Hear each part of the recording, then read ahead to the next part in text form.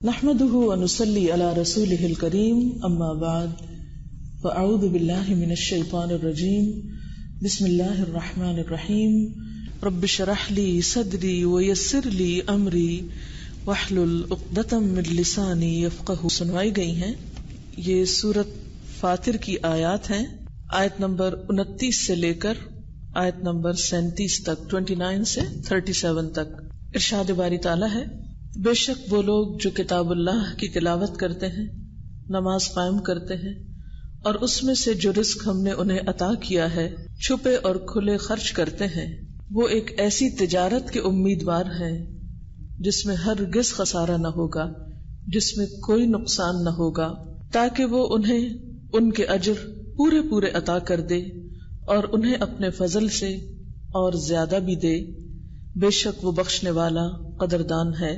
اور وہ چیز جو ہم نے آپ کی طرف کتاب میں سے وحی کے ذریعے اتاری ہے وہ حق ہے، اس چیز کی تصدیق کرنے والی ہے جو اس سے پہلے آئی ہے. بے شک اللہ اپنے بندوں کے بارے میں باخبر ہے، دیکھنے والا ہے. پھر وارث بنایا ہم نے اس کتاب کا اپنے بندوں میں سے ان کو جنہیں ہم نے چن لیا تھا، تو ان میں سے بعض اپنی جان پر ظلم کرنے والے ہیں، اور ان میں سے بعض درمیانی راہ چل رہے ہیں، اور ان میں سے بعض اللہ کے اذن سے نیکیوں میں دوڑ لگانے والے ہیں، آگے بڑھ جانے والے ہیں. یہی بہت بڑا فضل ہے. ہمیشہ کے باغات جن میں وہ داخل ہوں گے، جن میں وہ سونے کے کنگن پہنائے جائیں گے جن پہ موتی جڑے ہوئے ہوں گے، اور ان کا لباس اس جنت میں ریشم کا ہوگا. اور وہ کہیں گے سب تعریف اللہ کے لیے ہے جس نے ہم سے غم کو دور کیا. بے شک ہمارا رب بخشش فرمانے والا قدردان ہے. وہ جس نے ہمیں ہمیشگی کے گھر میں لا اتارا اپنے فضل سے، اس میں ہمیں نہ کوئی بوریت ہے اور نہ تھکاوٹ ہے. اور وہ لوگ جنہوں نے کفر کیا ان کے لیے جہنم کی آگ ہے. ان کا فیصلہ نہ کیا جائے گا کہ وہ مر ہی جائیں، اور نہ ان کے عذاب میں سے کچھ کمی کی جائے گی. اسی طرح ہم جزا دیں گے ہر ناشکرے کو. وہ اس میں چیخ رہے ہوں گے اور کہیں گے اے ہمارے رب، ہمیں اس سے نکال کہ ہم اچھے کام کریں ان کاموں کے علاوہ جو ہم کرتے رہے. تو اللہ تعالیٰ فرمائے گا، کیا ہم نے تم کو اتنی عمر نہ دی تھی کہ جس میں نصیحت پکڑنے والا نصیحت پکڑ سکتا تھا، اور تمہارے پاس خبردار کرنے والا بھی آیا تھا؟ بس چکھو یعنی اس سزا کو، تو ظالموں کے لیے تو کوئی بھی مددگار نہیں. عزیز بہنوں، جیسا کہ آج کا ٹاپک آپ کو معلوم ہے کہ gaining knowledge and raising children, کہ ایک طرف علم کا حاصل کرنا اور دوسری طرف بچوں کو اس علم کی روشنی میں ایمان اور روحانیت کے ساتھ پالنا اور ان کی تربیت کرنا. بلا شبہ یہ دونوں ہی ذمہ داریاں بے حد اہم ہیں، اور یہ حقیقت ہے کہ دوسری ذمہ داری صحیح طور پر ادا ہو نہیں سکتی جب تک کہ پہلی ذمہ داری ادا نہ ہو. یعنی اگر ایک ماں علم نہیں رکھتی تو اس کی اولاد بھی علم کی روح سے محروم ہوگی، کیونکہ ماں کی گود سے جو علم بچوں تک پہنچتا ہے وہ حقیقی علم ہوتا ہے، وہ مصنوعی علم نہیں ہو سکتا. وہ علم اپنی اصل حقیقت کے ساتھ بچوں کی طرف منتقل ہوتا ہے. جتنی بھی انسان فارمل ایجوکیشن حاصل کرتا ہے وہ سب مصنوعی ذرائع سے انسان تک وہ علم پہنچتا ہے. لیکن وہ چیزیں جو ایک بچہ ماں کے پیٹ سے لینا شروع کرتا ہے، پھر اس کے بعد وہ جب آنکھ کھولتا ہے، ہوش و حواس سنبھالتا ہے، وہ اپنی ماں کو جو کچھ کرتے بولتے سنتے، بلکہ اس کی حرکات اور سکنات سے، اس کی موومنٹ سے وہ کچھ سیکھتا ہے جو کہیں اور سے وہ نہیں سیکھ سکتا. یعنی بچے ماں سے صرف اس کے لیکچرز نہیں سنتے، اور بچوں کو لیکچرز کی ضرورت بھی نہیں ہوتی. ماں سے وہ اس کی گفتگو اور اس کے ایکشنز اور اس کے رویے، عادات، طریقوں، اخلاق، کردار، ان سب چیزوں سے سیکھ رہے ہوتے ہیں. تو اگر ماں کے اندر وہ اخلاق اور کردار نہیں جو ہونا چاہیے، جو مطلوب ہے، تو پھر بچوں میں وہ کس طرح منتقل ہو سکتا ہے نیچرل اور فطری طریقے پر. لہذا بے حد ضروری ہے کہ مائیں اپنی ذمہ داری سمجھیں اور فریضہ سمجھیں، اور فریضہ تو ہے ہی کہ طلب العلم فریضۃ علی کل مسلم، علم کا حاصل کرنا ہر مسلمان پر فرض ہے. اس میں مرد اور عورت کے بیچ میں کوئی ڈسکریمنیشن نہیں. اور ہمارے سامنے امہات المومنین کی بہترین مثالیں ہیں. حضرت عائشہ رضی اللہ تعالی عنہا سے رسول اللہ صلی اللہ علیہ وسلم نے اتنی چھوٹی عمر میں کیوں شادی کی؟ اس کے پیچھے کیا حکمت تھی؟ اس کے پیچھے حکمت یہی تھی کہ وہ آپ سے براہ راست علم حاصل کریں اور پھر آپ کے بعد امت کو وہ چیزیں سکھائیں جو مرد حضرات نہیں سکھا سکتے تھے. کیونکہ مرد حضرات تو باہر فارمل ایجوکیشن اور انفارمل دونوں ہی لے رہے تھے، لیکن حضرت عائشہ رضی اللہ تعالی عنہا نے نبی صلی اللہ علیہ وسلم سے گھر کے اندر ایک بالکل نیچرل اور فطری طریقے سے تعلیم حاصل کی، بالکل پریکٹیکل اور عملی قسم کی تعلیم حاصل کی جو کسی بھی مرد کے لیے اور باہر سے آنے والے کے لیے ممکن ہی نہ تھی. اور اس چھوٹی عمر میں جبکہ ان کا ذہن بہت زرخیز تھا اور وہ بہت کچھ سیکھ سکتی تھی، تو ان کی کسی اور چیز پر کنڈیشننگ نہیں ہوئی تھی کہ جس کی ڈی کنڈیشننگ کرنے کی ضرورت تھی اور اس کے بعد دوبارہ ایک نئی چیز ان کو سکھائی جاتی. وہ بالکل ایک فریش مائنڈ، ایک نیا ذہن اور ایک بالکل صحیح عمر میں تھی کہ جب ان کو جو کچھ سکھایا گیا اور جس طریقے انہوں نے سیکھا وہ سب کچھ انہوں نے اپنے اندر محفوظ کیا، اور آپ صلی اللہ علیہ وسلم کی وفات کے بعد تقریباً 48 ایئرز تک آگے امت کو منتقل کرتی رہی. تو اس سے پتہ یہ چلتا ہے کہ جو علم انسان گھر میں حاصل کرتا ہے، یعنی بچوں کی تربیت میں بچے جو کچھ گھر سے سیکھتے ہیں، جو کچھ ماں سے سیکھتے ہیں، باپ کی نسبت بھی، وہ بے حد اہم ہے، اور اس کی درستگی کا انحصار، آئندہ نسلوں کی بہترین تربیت کا انحصار ماؤں کی تعلیم پر ہے. اب دیکھیے کہ ایک ماں کو تعلیم دینا 100 مردوں کو تعلیم دینے سے بہتر ہے. یعنی اگر 100 مرد علم حاصل کریں گے تو ان کے سیکھنے کے اثرات امت پر اس طرح نہیں ہو سکتے جس طرح ایک ماں کے پڑھے لکھے ہونے کے اثرات امت پر ہو سکتے ہیں. جیسے ہر قوم کے اندر یہ چیز موجود ہے، یعنی ماں کی تعلیم کی اہمیت. مثلا کسی نے کہا تھا کہ تم مجھے اچھی ماں دو، میں تمہیں اچھی قوم دوں گا. اسی طرح عربی کے ایک شاعر نے کہا تھا، اس کا ترجمہ یہ ہے کہ ماں ایک مدرسہ ہے، یعنی الام مدرسۃ، اور اس مدرسے سے جو طالب علم نکلتے ہیں یا جو نسل وجود میں آتی ہے وہی بہترین اخلاق کی حامل ہو سکتی ہے، کیونکہ وہ نیچرل طریقے سے سب کچھ سیکھتے ہیں، یعنی بالکل فطرت کے اوپر وہ سب چیزیں بغیر کسی بڑی ایفرٹ کے سیکھتے چلے جاتے ہیں. تو اسی لیے میں نے ان آیات کا انتخاب کیا. ان آیات کی روشنی میں اس موضوع کو آپ کے سامنے تھوڑا سا واضح کرنے کی کوشش کروں گی. سب سے پہلے اللہ سبحانہ و تعالیٰ فرماتے ہیں کہ یقیناً وہ لوگ جو کتاب اللہ کو پڑھتے ہیں. یہاں پر لفظ تلاوت آیا ہے. تلاوت کا معنی ریڈنگ نہیں ہوتا، صرف تلا یتلو تلون کا معنی ہوتا ہے کسی چیز کا پیچھا کرنا، اس کو فالو کرنا، اور تلاوتاً بھی اسی سے مصدر آتا ہے پڑھنا. لیکن تلاوت کا جو معنی پڑھنے کا ہے اس میں اور قرات میں فرق ہے. قرات ہوتا ہے ریڈنگ، جیسے کسی بک کی آپ ریڈنگ کر رہے ہیں، دنیا کی جیسے کوئی بھی کتاب آپ پڑھتے ہیں. لیکن تلاوت ہوتا ہے سمجھ کر پڑھنا، غور و فکر کر کے پڑھنا، اور پھر جو پڑھے انسان اس کو آگے سنانا بھی. یعنی تلاوت میں خود سمجھ کر پڑھنا اور آگے پڑھانا یا سنانا، یہ دونوں معنی پائے جاتے ہیں. تو یقیناً وہ لوگ جو کتاب اللہ کی تلاوت کرتے ہیں، اس میں مردوں کے علاوہ عورتیں بھی شامل ہیں. یعنی بحیثیت ایک امت کے فرد کے آپ کی ذمہ داری کیا بنتی ہے؟ کتاب اللہ کی تلاوت. پھر اس کے بعد وہ اقام الصلاۃ، اور نماز قائم کرتے ہیں، یعنی اسلام کا عملی اظہار، اپنے عمل کے ساتھ تصدیق. اب اگر ایک ماں گھر میں قرآن سمجھتی نہیں، قرآن پڑھتی نہیں، اور اس کے علاوہ نماز نہیں ادا کرتی، تو اس کی گود سے صحیح مومن اولاد یا بچے کس طرح پرورش پا سکتے ہیں؟ انہوں نے یہ سب کچھ دیکھا ہی نہیں.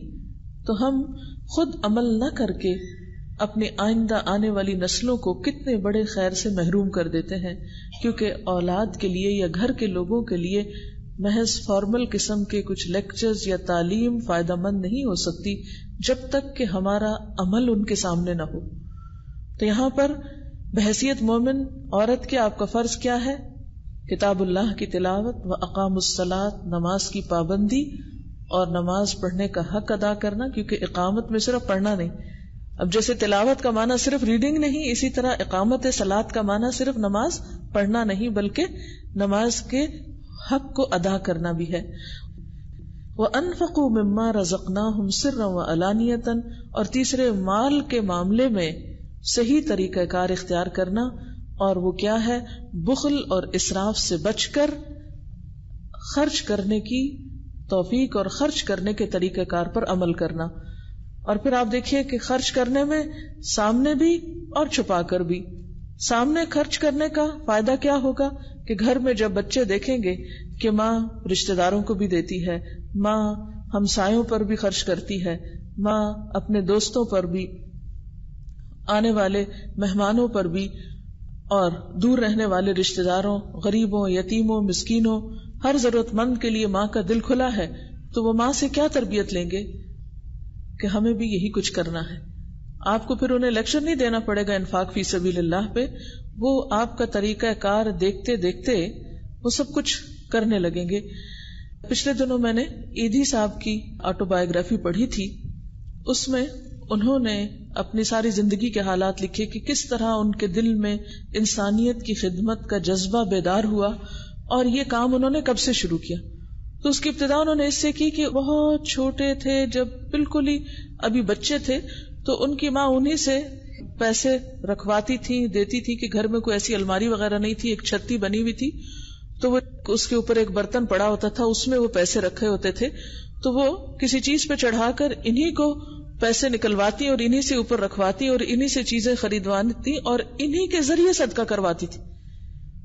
کہتے ہیں کہ ہمارے گھر میں کچھ بہت نہیں تھا، لیکن جو تھوڑا بہت ہوتا تھا، پائی پائی بھی جو جمع ہوتی تھی، تو ماں مجھے دوڑاتی تھی، جاؤ فلاں جگہ پر جا کر فلاں کی مدد کر کے آؤ، فلاں جگہ پر فلاں کو دے کر آؤ. اور میں نے اس ماحول میں آنکھ کھولی ہے. تو میں سوچتی تھی کہ یہ ماں ہی کی تربیت تھی، اور پھر جب تک ماں زندہ رہی یہی تربیت دیتی رہی، انفاق فی سبیل اللہ ہی پر اکساتی رہی، اور وہ ان کی زندگی میں اس طرح رچ بس گیا کہ اس کے علاوہ کوئی چیز ان کی زندگی کا مقصد نہ رہی.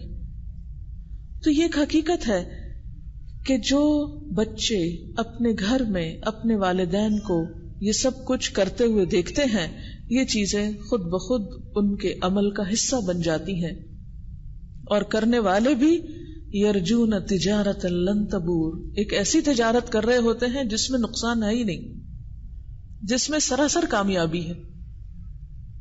3 بنیادی کام یہاں پر بتائے گئے. نمبر 1 علم حاصل کرنا، اور اس میں کتاب اللہ کا علم کمپلسری سبجیکٹ کے طور پر، یعنی باقی چیزیں بھی، کیونکہ باقی پڑھنا لکھنا سیکھیں گے تو کتاب اللہ کو بھی سمجھ سکیں گے، لیکن ہر مسلمان ماں کے لیے ضروری ہے کہ وہ اللہ کی کتاب کو سمجھتی بھی ہو اور اس کے ساتھ ساتھ اسے آگے پہنچانے والی بھی ہو. اور پھر نماز کا قیام، اور اس کے ساتھ ساتھ سخاوت اور انسانیت کی خیرخواہی اور دوسروں کے لیے دل کا کھلا ہونا، یہ وہ بنیادی عناصر ہیں تربیت میں، اپنی بھی اور دوسروں کی بھی، کہ جن کے بغیر پھر کامیابی کا تصور ہی نہیں. اور جو یہ 3 کام کرے، یعنی پڑھنے لکھنے کے علاوہ اسلام کی عملی تصدیق اور اس کے ساتھ انسانیت کی بھلائی، یعنی اس میں 3 چیزیں بنیادی طور پہ بتائی گئی. علم کا حاصل کرنا، یعنی صحیح ڈائریکشن کا اختیار کرنا، اور اس کے بعد اپنی ذاتی زندگی میں حقوق اللہ کی ادائیگی، اللہ تعالیٰ کا خوف، اللہ تعالیٰ کے ساتھ ایک گہرا مضبوط تعلق نماز کے ذریعے، اور اس کے بعد تیسری چیز خدمت خلق، بندگان خدا کی بھلائی اور ان کے لیے دن رات کھلے چھپے مال خرچ کرنا. ایسا کرنے والے ہی دراصل وہ کامیابی پائیں گے کہ جس میں کسی قسم کے نقصان کا کوئی اندیشہ نہ ہوگا. اور پھر اللہ تعالیٰ ایسے لوگوں کے ساتھ کیا معاملہ فرمائیں گے؟ لیوفیہم اجورہم، کہ ان کے اجر ان کو پورے پورے عطا کر دے، ویزیدہم من فضلہ، اور اپنے فضل سے اور بھی زیادہ عطا کرے. یعنی جس طرح وہ اپنی ساری زندگی دیتے رہے تو اللہ تعالیٰ بھی ایسے لوگوں پر مزید فضل فرمائے گا، کیونکہ وہ بخشنے والا بھی ہے اور قدردان ہے، وہ انسانوں کی کوششوں کی قدر کرتا ہے۔ پھر اس کے بعد اگلی آیت میں یہ بتایا گیا کہ قرآن پاک میں جو بھی تعلیم ہے، اللہ تعالیٰ نے جو کچھ بھی اس میں نازل کیا ہے، هو الحق، وہ بالکل حق ہے، سچ ہے۔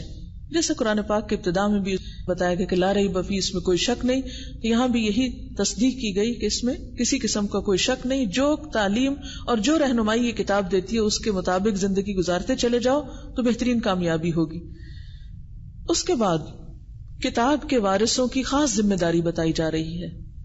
ثم اورثنا الکتاب الذین اصطفینا من عبادنا، پھر ہم نے اپنے بندوں میں سے جنہیں ہم نے چن لیا انہیں اس کتاب کا وارث بنایا۔ یعنی پیغمبر علیہ السلام کی وفات کے بعد وارث کون ہے پھر اس کتاب کے؟ آپ کی امت، کیونکہ انبیاء درہم و دینار چھوڑ کر نہیں جاتے، وہ علم کا ورثہ چھوڑ کر جاتے ہیں۔ اب وہ لوگ جو پیدائشی مسلمان ہیں، جنہیں اللہ تعالیٰ نے زندگی کی نعمت کے ساتھ ہی اسلام کی نعمت عطا کی، ان کی کیا ذمہ داری بنتی ہے کہ وہ اس کتاب کو خود بھی سیکھیں، اس کا حق ادا کریں اور دوسری انسانیت تک بھی پہنچائیں، کیونکہ قرآن صرف مسلمانوں کی کتاب نہیں ہے، قرآن پوری انسانیت کو خطاب کرتا ہے، یا ایھا الناس کہہ کے پکارتا ہے، اے لوگو۔ تو اے لوگو لوگوں تک کیسے پہنچے گا؟ ظاہر ہے کہ وہی لے کر جائیں گے جن کے ہاتھ میں موجود ہے۔ لہٰذا کیا فرمایا جا رہا ہے کہ ہم نے اس کتاب کا وارث بنا دیا ہے انسانیت میں سے کچھ لوگوں کو چن کر، لیکن ان چنے ہوئے بندوں کا رویہ اور طریقہ کیا ہے؟ فَمِنْهُمْ ظَالِمٌ لِنَفْسِهِ، ان میں سے بعض تو اپنی جان پہ ظلم کرنے والے ہیں۔ ظلم کہتے ہیں کسی چیز کو اس کا حق نہ دینا، اور اس کتاب کے ریفرنس میں پھر ظلم کیا ہے اپنی جان پر؟ کہ اپنی زندگی اور قرآن کو بالکل الگ الگ کر دینا، اس کے ساتھ کوئی تعلق نہ رکھنا۔ وَمِنْهُمْ مُقْتَصِدٌ، اور کچھ بیچ کی راہ چل رہے ہیں، یعنی کچھ اس میں سے لے لیا، کچھ کہیں اور سے لے لیا، اور ڈاواں ڈول ہیں، کبھی ادھر کبھی ادھر۔ وَمِنْهُمْ سَابِقٌ بِالْخَيْرَاتِ بِإِذْنِ اللَّهِ، اور کچھ لوگ تو جم کر اس وراثت کا حق ادا کر رہے ہیں اور اللہ کے اذن سے نیکیوں میں دوڑ لگانے والے ہیں، خیر اور بھلائی کے کاموں میں آگے بڑھنے والے ہیں، کیونکہ یہ قرآن دینے والے کے لیے لازم ہے کہ پہلے وہ اسے اپنی زندگی میں لائے، کیونکہ ان الفاظ کی کوئی قیمت نہیں ہوتی جو الفاظ انسان کے دل سے نہ نکلے اور انسان کے اپنے عمل میں نہ ہو۔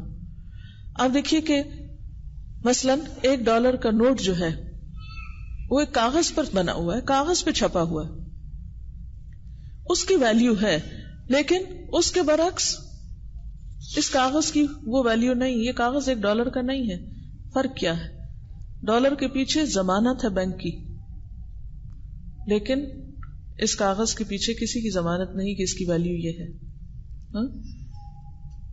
اب آپ دیکھیے کہ بہت بڑا فرق ہے دونوں کاغذوں میں۔ اسی طرح وہ انسان جو قرآن پڑھائے لیکن اس پر عمل نہ کرے تو اس کے الفاظ بھی اس ردی کاغذوں کے پرزوں کی طرح اڑ جاتے ہیں، لیکن جب انسان اس کو پڑھتا ہے اور اس پر عمل کرتا ہے اور پھر اس کو آگے بھی دیتا ہے تو پھر یقینی طور پر وہ ایک ایک لفظ، ڈالر تو بہت چھوٹا ہے اس کے سامنے، اللہ کی یہ باتیں دوسروں تک اس سے کہیں زیادہ قیمت میں پہنچتی ہیں، یعنی ویلیوبل ہوتی ہیں، جو دوسروں پر اثر کرتی ہیں اور دوسروں کی زندگیوں کو بھی بدلنے کا کام دیتی ہیں۔ لہٰذا یہاں پر کیا فرمایا جا رہا ہے کہ کچھ لوگ تو اللہ کے اذن سے نیکیوں میں سبقت کرنے والے ہیں، اور پھر اگر اس کو آپ اپنے کانٹیکسٹ میں دیکھیے، اپنی زندگی میں دیکھیے، اگر آپ بچوں کو نیکی کی بات بتانے والے ہیں اور خود نہیں کرنے والے تو باہر کے لوگ تو شاید نہ جانتے ہو کہ آپ کیا کرتے ہیں، لیکن آپ کے گھر میں آپ کے بچے سب سے بڑے آپ کے محاسب بنتے ہیں، ہر چیز پر آپ کو پکڑنے والے بنتے ہیں کہ آپ فلاں کو تو یہ کہہ رہی تھی، آپ خود تو یہ نہیں کر رہے۔ چھوٹی چھوٹی بات پر، چھوٹی چھوٹی چیز پر بغیر کسی تکلف کے اور بغیر کسی لاگ لپیٹ کے فوراً محاسبہ ساتھ کریں گے۔ تو یہ انسان کے لیے اس کی پہلی تربیت کا خود اس کا اپنا گھر ہے، اور یاد رکھیے کہ ہر دینے والا خود اپنی تربیت بھی کر رہا ہوتا ہے اور اسی طریقے پر اس کی اپنی تربیت ہوتی ہے۔ اگر آپ بچوں کو نیکی کی بات نہیں بتائیں گے، گھر میں اس کا پرچار نہیں کریں گے اور صرف باہری تعلیم دیں گے تو اس کا نقصان کیا ہوگا؟ وہ سب کچھ آپ کے خلاف ہی حجت بنے گا، کیونکہ آپ کی اولاد آپ کی ایک طرح سے ایک ریپرزینٹیٹو ہے، آپ کی ایک طرح سے نمائندہ ہے. لیکن اس کا یہ مطلب نہیں کہ اگر آپ بتانے کے باوجود وہ مانتے نہیں یا سنتے نہیں تو آپ ہی قصوروار ہیں. ایکسیپشنل کیسز بھی ہوتے ہیں، لیکن عمومی طور پر گھر کی تعلیم اور تربیت بچوں پر اثر انداز ہوتی ہے. تو آپ بتائیے مجھے کہ اگر ہم اللہ کے رسول صلی اللہ علیہ وسلم کی امت ہیں اور ہمارا فرض اگر بنتا ہے یہ کہ ہم انسانیت تک خیر و بھلائی کا پیغام پہنچائیں، تو پھر اس کے لیے کیا کرنا ہوگا؟ لازمی طور پر اس کتاب کو جان کر اپنی نسلوں کو اس کی روشنی میں پالنا ہوگا، اور پھر اس کے بعد یہ پیغام آگے بھی جائے گا، کچھ ان کے ذریعے اور کچھ دوسرے طریقوں سے. لیکن اگر ہم یہ سمجھیں ہی نہ کہ یہ ہماری ذمہ داریوں میں سے کوئی ذمہ داری ہے، تو یقینی طور پر پھر ہم نہ تو خود سیکھنے کے لیے تکلیف اٹھائیں گے اور نہ اس کو آگے پہنچائیں گے، اور اگر گھر کی دنیا کو کراس کر کے آگے گئے تو وہ بھی نقصان اٹھائیں گے. لہٰذا یہ ساری چیزیں ساتھ ساتھ چلیں گی، ایک طرف سیکھنا، دوسری طرف رول ماڈل بننا، اور تیسری طرف اس کو مختلف طریقوں سے آگے پوری انسانیت تک پہنچانا. یہ ذمہ داری یقینی طور پر انہی لوگوں کی ہے جو مسلمان گھرانوں میں پیدا ہوئے ہیں، کیونکہ اگر مسلمان یہ کام نہیں کریں گے تو آپ کس سے توقع رکھتے ہیں کہ کوئی اور آپ کے لیے یہ کام کرے گا؟ اگر اللہ نے آپ کو چن لیا ہے اس بات کے لیے کہ آپ اس کی کتاب کے حامل بنے، اور آپ کو بغیر کسی مشقت کے آپ کے گھر میں وہ سب کچھ پہنچا دیا، اور پھر بھی اگر ہم یہ سمجھے کہ یہ ہماری ذمہ داری نہیں اوروں کی ہے، تو بات کیسے بنے گی؟ اور خصوصاً اگر ایک ایسی سوسائٹی میں آپ رہتے ہیں کہ جہاں دوسرے اقوام بھی آپ کے دائیں بائیں ہیں، تو یقینی طور پر آپ کو اپنے عمل سے، اپنے اخلاق سے، اپنے معاملے سے اور اپنے کردار کے ذریعے اسلام کی نمائندگی کرنی، کیونکہ وہ نمائندگی جو محض الفاظ کے زور پر ہوتی ہے اور الفاظ کے شور پر ہوتی ہے، اس کی کوئی قدر و قیمت نہیں ہوتی جب تک اس کے پیچھے ایک مضبوط کردار اور اخلاق نہیں ہوتا، جب تک آپ جو کچھ کہتے ہیں اس پر عمل نہیں کرتے. اور اس عمل کی تربیت گھر سے ہوگی، نسلوں کی تربیت سے ہوگی. ذالک هو الفضل الکبیر، یہ ہے بہت بڑا فضل. جنات عدن یدخلونہا، نتیجہ کیا ہوگا؟ اس کا صلہ کیا ملے گا؟ دنیا بھی جنت بنے گی، گھروں میں بھی سکون ہوگا، اور پھر کل قیامت کے دن بھی جنت مقام ہوگا. جنات عدن یدخلونہا یحلون فیہا من اساور من ذہب ولؤلؤا، ہمیشگی کے جنت کے باغوں میں وہ داخل ہوں گے اور وہاں ان کو سونے کے ایسے کنگن پہنائے جائیں گے جن پہ موتی بھی لگے ہوں گے. اب آپ دیکھیے کہ ہماری خواہشات کی حد کیا ہوتی ہے، اور خصوصاً خواتین کی، کہ بہترین زیور اور بہترین لباس، تو وہ اللہ تعالیٰ ساری خواہشات وہاں پوری کر دیں گے. اور اس کے ساتھ وَلِبَاسُهُمْ فِيهَا حَرِيرٌ، لباس ان کا اس میں سلک کا ہوگا، ریشم کا ہوگا، پہننے کو ریشم ملے اور اس کے ساتھ خوبصورت جیولری ملے، اور کسی قسم کی کوئی تھکاوٹ اور کوئی پریشانی نہ ہو. کیونکہ اس وقت وہ جو شکر ادا کریں گے وہ کس بات پر؟ 3 چیزوں پر. نمبر 1، الحمدللہ الذی اذھب عنا الحزن، اللہ کا شکر جس نے ہم سے غم دور کر دیے، ساری فکریں اور ساری پریشانیاں. اب دیکھیے کہ دنیا میں آپ جب تک ہیں غم اور فکر سے نجات حاصل کر ہی نہیں سکتے، ایک کے بعد ایک. اگر کوئی کر سکتا ہوتا مکمل طور پر اس چیز سے نجات حاصل تو اللہ کے رسول صلی اللہ علیہ وسلم کرتے. لیکن آپ کے بارے میں آتا ہے کہ آپ کے اوپر غم پر غم پڑتا رہتا تھا، یعنی ایک ختم نہیں ہوتا تھا تو دوسرا پڑ جاتا، دوسرا ختم نہیں ہوتا تو تیسرا آ جاتا. یعنی آپ کی ساری زندگی، اور خصوصاً جو مشقت نبوت کے بعد آپ کو اٹھانا پڑی اللہ کے اس دین کو پھیلانے کے راستے میں، جو آپ کو مشکلات دیکھنی پڑی، تو اس کے بارے میں آتا ہے کہ آپ پے در پے غموں کا شکار رہتے تھے، کبھی چین سے نہیں بیٹھے تھے. اسی لیے آپ نے فرمایا کہ جس پر کوئی تکلیف آئے وہ میری تکلیف کو دیکھ لے تو اس کی تکلیف ہلکی ہو جائے گی. تو یہ دنیا جنت نہیں ہے، جنت کہیں اور ہے. لیکن ہاں، ایک جنت انسان کے دل میں ضرور بستی ہے جو دنیا کی ساری مشکلات کے باوجود انسان کو پرسکون اور مطمئن رکھتی ہے. تو یہاں پر کیا فرمایا جا رہا ہے؟ سب سے پہلے ان کا شکریہ کس بات پر ہوگا کہ اللہ تیرا شکر ہے کہ وہ تو نے ساری پریشانیاں ہم سے دور کر دی. ان ربنا لغفور شکور، بے شک ہمارا رب بخشنے والا بھی ہے، قدردان بھی ہے. دوسرا ان بندوں کا شکریہ کس بات پر ہوگا؟ الذی احلنا دار المقامۃ من فضلی، وہ جس نے ہمیں ہمیشگی کے گھر میں لا اتارا. اب اس گھر کو ہمیں نہیں چھوڑنا. دنیا میں آپ دیکھیں ایک گھر کے بعد ایک گھر اور کی فکر. مثلاً آپ اگر کرائے پر ہیں تو مشقت، اگر اچھا گھر بھی آپ کو مل گیا تو اس سے بڑے کی ہرس اور ہوس کہ یہاں سے نکل کے کہیں اور جائیں، ایک ملک سے دوسرے ملک، وہاں سے کہیں. یعنی دنیا میں چین نام کی چیز کوئی نہیں.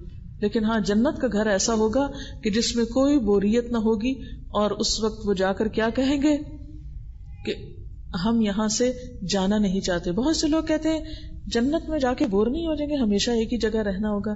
نہیں، بور نہیں ہوگی. لا یبغون عنہا حولا، سورۃ الکہف میں آتا ہے کہ وہ وہاں سے ٹلنا بھی نہ چاہیں گے، تھوڑی دیر کے لیے بھی نہیں نکلنا چاہیں گے. اتنا کچھ اس میں ہوگا کہ بوریت کا تصور بھی نہیں کیا جا سکتا. بہرحال یہاں پر وہ اس بات پر شکر ادا کریں گے کہ اللہ کا شکر ہے کہ ہم ایک قرار کی جگہ پر آ گئے. اب ہمیں ادھر ادھر کی کوئی پریشانی اور فکر نہیں کہ ہمیں کوئی آ کے نکالے گا یا ہمیں یہ چھوڑنا پڑے گا. اب دیکھیے کہ کتنا بھی اعلیٰ ترین گھر آپ بنا لیں، موت ہر جگہ آ کے دروازہ کھٹکھٹاتی. وہ جس بے تکلفی سے ایک جھونپڑی میں جا گھستی ہے، اسی سے ایک بڑے محل میں بھی. انسان مضبوط ترین عمارتیں بھی بنا لے، ہر لحاظ سے اپنے آپ کو اسٹرانگ کر لے، ایک زلزلہ آنے کی دیر ہے، ایک طوفان آندھی آنے کی دیر ہے جو انسان کو کہیں سے کہیں لے جا کے پٹخا دے اور انسان اس کے مقابلے میں بے بس ہو جائے. آج ہم ہر وقت اپنی آنکھوں کے سامنے دیکھتے رہتے ہیں. یعنی دنیا میں غم سے نجات پا جانا مستقل طور پر یہ ممکن ہی نہیں. بہرحال وہاں پر کیا ہوگا؟ تیسری بات، لا یمسنا فیہا نصب ولا یمسنا فیہا لغوب. اس جنت میں نہ ہمیں کوئی تھکاوٹ ہے، نہ بوریت ہے، نہ کوئی پریشانی ہے، نہ اکتاہٹ ہے. ہم بالکل پرسکون اور مطمئن ہیں. یہ سب کچھ انہیں کب نصیب ہوگا؟ جب وہ اپنی ذمہ داریاں پوری کر کے جائیں گے. حدیث میں آتا ہے کہ جو سابقون بالخیرات لوگ ہیں کہ یہ چلتے جائیں گے اور بغیر رکاوٹ اور حساب کتاب کی جنت میں پہنچ جائیں گے. کیوں؟ اس لیے کہ دنیا میں بھی وہ کبھی کسی بھی وجہ سے اللہ کے کام سے رکے نہیں تھے. دنیا میں بھی انہوں نے اپنے فرائض ادا کرنے میں اور حقوق کے پورا کرنے میں اور اپنی ذمہ داریاں نبھانے میں انہیں کسی چیز نے رکاوٹ نہیں ڈالی. آج آپ دیکھیں ہر چھوٹی بڑی بات میں ہم بہانہ کر جاتے ہیں.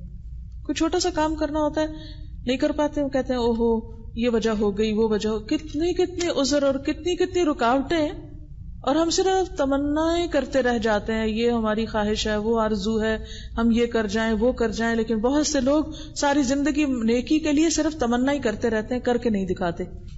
تو یہ چیز انسان کے لیے خود اسی کے لیے نقصان دہ ہے اور اسی کے لیے مشکل ہے. تو سابقون بالخیرات باذن اللہ، جو توفیق جن کو نصیب ہوگی انہیں کے مقدر میں پھر یہ نعمتیں ہوں گی. اور اس کے بعد دوسرے لوگ جو دنیا میں اللہ کی نافرمانی کے کام کرتے رہے، وہ تو کہیں گے، چیخیں گے جہنم میں جا کے کہ اللہ ہمیں اس سے نکال اور ہم اب اچھے کام کریں گے. لیکن اللہ تعالیٰ فرمائیں گے میں نے تمہیں اتنی لمبی زندگی دی تھی کہ جس میں نصیحت حاصل کرنے والا نصیحت حاصل کر سکتا تھا. جاؤ اب ظالموں کا کوئی مددگار نہیں.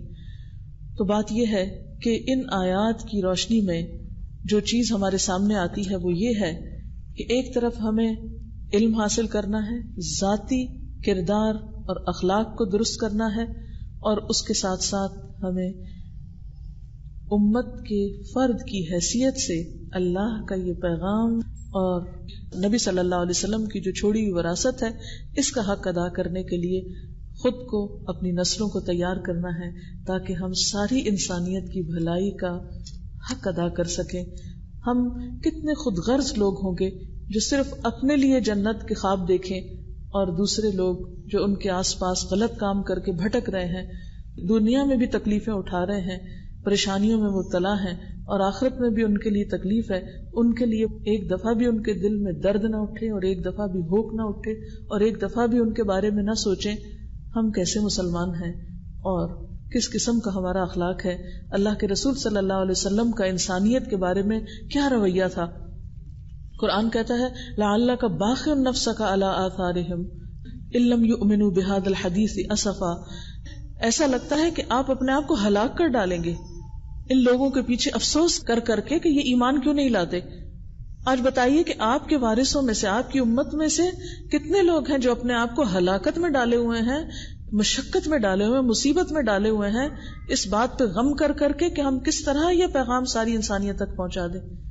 یہ ساری انسانیت کا حق ہے کہ اس کو رب کی پہچان کرائی جائے، اسے صراط مستقیم ملے، اس کو اللہ کا کلام پہنچایا جائے. کیونکہ جن لوگوں کو واقعی یہ پیغام پہنچ جاتا ہے اور جس طرح ان کی زندگی میں خوشی آتی ہے، اس کی ایک جھلک میں یہاں آپ کو ایک واقعے سے سناؤں گی. ایک امریکی خاتون ہے جن کا نام ہے بیکی ہاپکنز. وہ عیسائی خاندان میں پیدا ہوئی، لیکن قرآن پاک پڑھ کے اتنا متاثر ہوئی کہ اسلام قبول کیا، اور پھر اس کے بعد وہ اپنے تاثرات لکھتی ہیں. ایک خط انہوں نے لکھا ایک امریکی میگزین میں، اور اس کا میں ترجمہ آپ کو سناتی ہوں. وہ کہتی ہیں کہ جن سوالوں کا جواب میں اپنی پوری زندگی میں تلاش کرتی رہی ہوں، ان کا جواب پانا میرے لیے کتنا زیادہ تسکین کا باعث ہے، اس کو لفظوں میں بیان کرنا میرے لیے ممکن نہیں. یہ ایسا ہی ہے جیسے کوئی اندھا ہو اور پھر اچانک وہ سچائی کو دیکھنے لگے، یعنی اس کو روشنی مل جائے، ایسی روشنی پائے جس کو اس نے اس سے پہلے کبھی نہ دیکھا ہو. میں اس خوشی کو کیسے بیان کر سکتی ہوں جو صرف سچائی کو پانے سے حاصل ہو سکتی، یعنی اس کے علاوہ کسی اور چیز میں نہیں ہے. میں چاہتی ہوں کہ میں نے جو چیز پائی ہے اس کو میں ساری دنیا کے سامنے گاؤں. میں چاہتی ہوں کہ ہر شخص جس کو میں نے کبھی جانا ہو وہ اس میں میرا حصے دار بن جائے، یعنی ہر وہ شخص جس کو میں نے کبھی زندگی میں کسی بھی سٹیج پر جانا ہو وہ سب میری اس خوشی میں شریک ہو، اور جو دروازہ میرے لیے کھلا ہے اس پر جشن منانے میں وہ میرا شریک بن جائے. اور سب سے زیادہ بڑی بات یہ اور سب سے زیادہ عجیب چیز جو مجھے دکھائی گئی وہ قرآن تھا. جیسے جنہوں نے قرآن سنا تھا تو قرآن پاک کے اندر ہی آتا ہے انا سمعنا قرآنا عجبا، کہ ہم نے ایک قرآن سنا ہے جو بہت ہی انوکھی چیز ہے، بہت حیرت انگیز چیز ہے. اور یہدی الی الرشد، اور سیدھی پہلی سٹنگ میں انہوں نے پہچان لیا تھا قرآن کا مضمون، یہدی الی الرشد فآمنا بہ، ہدایت کی طرف بلاتا ہے اور ہم تو اس پر ایمان لے آئے. یہ بھی کہتی ہیں کہ سب سے زیادہ بڑی اور سب سے زیادہ عجیب چیز جو مجھے دکھائی گئی وہ قرآن تھا. کتنا زیادہ میں اپنے قرآن سے محبت کرتی ہوں، جب بھی مجھے موقع ملتا ہے میں اس کو پڑھتی ہوں، میں اس کو اپنے سے الگ نہیں کر سکتی. حتیٰ کہ انگریزی ترجمے میں بھی اس کے الفاظ میرے دل کو خوشی دیتے ہیں اور میری آنکھوں سے آنسو نکل پڑتے ہیں. کتنی ہی بار ایسا لمحہ آیا جب کہ میں نے خدا کی کتاب کو اپنے ہاتھ میں لے لیا اور اس کے بارے میں سوچ کر روتی رہی، یعنی اور کچھ نہیں، یہ سوچ کر کہ یہ میرے رب کا کلام ہے، صرف اس کو اپنے ہاتھ میں اٹھا کے رونا شروع کر دیا. بالکل ایسے جیسے کسی انسان کو کسی چیز سے انتہائی محبت اور وہ اس کے ہاتھ لگ جائے تو پھر اس کے ساتھ وہ کیا کرے گا. پھر کہتی ہیں اس کے بغیر میری ساری زندگی کتنی احمقانہ ہوتی، اسلام کے بغیر میری زندگی کیسے ہوتی، اس کو سوچ کے میں کانپ اٹھتی ہوں. اگر میں سب سے زیادہ اونچے پہاڑ پہ چڑھ سکتی اور میری آواز ہر اس آدمی تک پہنچ سکتی جو اسلام سے بے خبر ہے تو میں چلا کے ان کو وہ بتاتی جو مجھے بتایا گیا ہے. یعنی اب اندر یہ قرار نہیں آتا کہ جب تک یہ سب تک نہ پہنچا دوں. میرے سوالات کا جواب مجھے مل گیا. اب میں جانتی ہوں کہ سچائی کیا ہے. ہر آدمی جو دنیا میں ہے وہ مجھ کو سچائی ملنے پر اگر اللہ کا شکر ادا کرے، یعنی مجھے جو کچھ ملا ہے اس کا شکر میں تو ادا نہیں کر سکتی، اگر ساری دنیا کے لوگ کریں اور وہ 100 سال تک ہر روز 100 بار ایسا ہی کرتا رہے تب بھی اس احسان پر شکر کا حق ادا نہیں ہوگا کہ جو کچھ اللہ نے مجھے دے دیا ہے. یہ ہے اتنی عظیم کتاب جو اللہ نے ہمیں بچپن سے دی.